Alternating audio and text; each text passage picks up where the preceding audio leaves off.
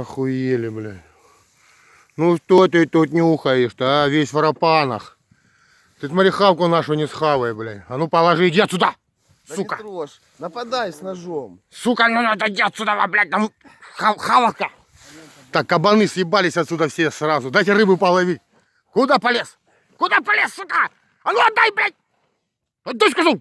Тихо, тихо, тихо. Ну, не сильно. Эй, иди отсюда. Куда? О, Все, это я пиздец, всё блядь. сказал, Миша. Все. Хана приправе. Ай, сука, чё творишь? Кушай, кушай, дорогой, кушай, Да кушай. куда кушай? Он кусал вашу. Да там клюет пиздец и без этой каши, блядь. Вон отсюда. Эй, пьян, дай ему. Да не кидай ты в него ничего.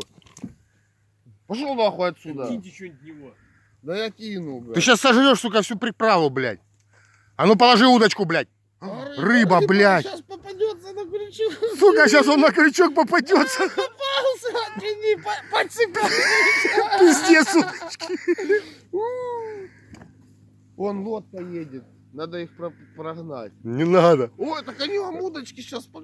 Да нет, там рыба лежит, я там штук 6 наловил, блядь. Они сейчас ее найдут, падлы, блядь. Куда пошли, сука, к рыбе, блядь? Подожди, он сейчас на лодке их увидят.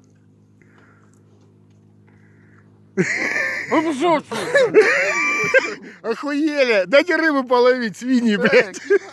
Блядь, что не заебал? А ну хватит жрать, блядь. Зажрёт. Блядь, Вадик, это что за хуйня?